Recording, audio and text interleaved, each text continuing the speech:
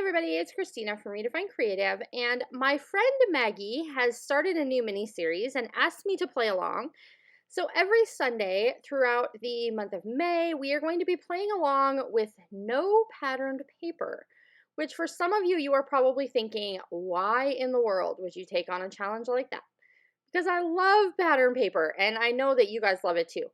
But I also think this is a really good challenge to get some new ideas, to play around with some things you might not have played with before, but also to kind of use some of those supplies. So I don't know if you're like me, but I very often end up with extra embellishments left after I feel like I've kind of killed a kit or a collection of paper. And so this is going to give you hopefully some new kind of layout ideas for how you can use some of those embellishments and things after the pattern paper is gone. So I have started out making my background here, and I basically laid down a whole bunch of pieces of colored cardstock, and I'm going to distress the edges of them just a little bit because, you know, it's fun. So I totally make a mess of this layout and these layers because I don't glue them down all the way because I know that I want to be able to move them. And so then it takes me a long time to like be happy with how they sit on the page again. I get there, I do, but it is a little bit of a struggle. So what I decided to do was to take all of these kind of bright, fun colors of cardstock and create this kind of multi-layered background. And then I'm going to go ahead and take this Tim Holtz stencil, which has gears on the top and numbers on the bottom. And I'm going to tone on tone stencil, and I'm not worrying about if it's absolutely perfect, anything like that. If it goes over the edges a little bit, I'm totally just going with it. And so I'm going to use that same stencil in each section. So kind of one of my tips when you run out of that pattern paper is to create your own. So we all kind of have, you know, stencils and stamps and different elements that we can pull in to do something like this. And it's a great way to kind of keep playing, even if you don't have pattern paper that's left, or if you can't find a pattern paper that really speaks to you for the layout that you're working on. So I have left room for my picture, and then I have gone ahead and filled in everything else with these gears. And then I'm going to come back in with kind of this orangish red color and add in some of the numbers. And I'm kind of doing this in where I anticipate my embellishment clusters will go.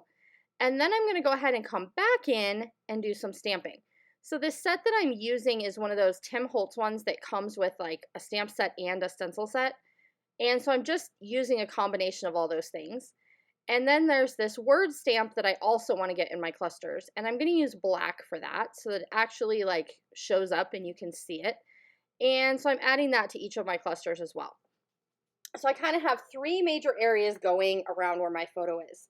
So this particular photo is a picture of Parker. So when we had made the switch to kind of school at home because of COVID, we did a project, all three kids and I, where they all had different sets and they all built different roller coasters, and then we did kind of some different experiments and tests and things with them. So this is just a shot of him building his roller coaster during that time that we were going to school at home. And so that's kind of what this page is going to be about. And I'm going to tell you ahead of time, I get a little carried away with the letters and the titles. But I feel like it comes together and it works. So you guys are going to have to tell me, like, in the comments, be like, Christina, you just went way too far. Or, hey, that actually kind of worked. So I want to know what you think. So I'm using one of my new favorites, this Foundry Wax from Tim Holtz, because it is so fun. You kind of paint it on just like you would acrylic paint, and then heat it up with your heat gun, and it gives everything this really cool metallic finish. And I love it. So I went ahead and took 3 of the Redefine Creative like wood veneer gears and painted those. And then I have this black netting that I'm using in my layers, and I was trying to see if, hey, can I add a little of this metallic color to those? And as long as you don't heat up that mesh for too awful long, you can get that metallic look right on the mesh, which I thought was cool. And then I had some of this paint left over, so I took it to the stencil this time, And you can't really tell that it's numbers. It kind of just looks like random, you know, characters or shapes or something. But it's letting me get some more of that metallic in there. And I'm going to do the same thing with some little pieces of gears. And then I'm going to go ahead and heat all of that up. And you'll kind of see how it changes color. And it works really fast. The cool thing about that, instead of embossing powder, like I've mentioned if you watched any of my Facebook Live videos, is this kind of stays more flat. So you don't necessarily have that embossed look to it, but you get that really great metallic color. So this is where I start to build a title. So I'm going to start with the word build with these kind of open blocky alphas. And then I know that I want to add something else with them. So I have these little blocky alphas. And so we're going to go with those. And I'm adding the word construct. And then underneath, I'm going to put explore. So far we've got construct, build, explore. But I'm not going to stop there because I am just going to keep getting carried away and carried away and carried away. So then I'm going to add the word learn up here on top. So now we've got learn, construct, build, explore. But is that enough? No, no, no. I'm going to keep going. So I want to add the word grow.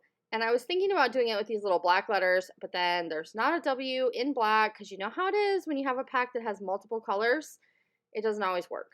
So here I kind of checked myself and was like, hey, do you really need more words on this page? But then, you know, I decided to just go for it. So now I'm going to go back to the gold ones. So we kind of have this alternating title. So learn, explore, build, no, learn, construct, build, explore, grow is going to kind of end up being how the title sits on there. And it's probably a little excessive, and that's okay because I do think it actually kind of looks cool on the page. But I'm going to go ahead and add a bunch of little enamel like dots and stars. So we're getting some of those in each cluster. And then I have this little sticker that I tore in half so I could add that little pop of pattern. So because I'm not allowed in this particular series or on this particular layout to use pattern paper, I'm kind of trying to find other ways to get a little of that detail in there. So that patterned sticker was one way that I can get a little bit. And then I also found a pocket page card. And so this pocket page card is going to kind of give me that pop of pattern that I've been looking for. So I'm not breaking the rules, not using pattern paper. We're just going to use this cut apart card or this pocket card instead. So I got little pops of that in there just so that I have a little bit more texture and pattern going on. And then I decided I liked that big black ampersand kind of as part of my title. So I added that in. I'm still going to do some journaling, but that's basically going to do it. So it is completely possible to create, make your own backgrounds, play with colored cardstock, and have some fun, even if you don't have pattern paper. Bye, guys.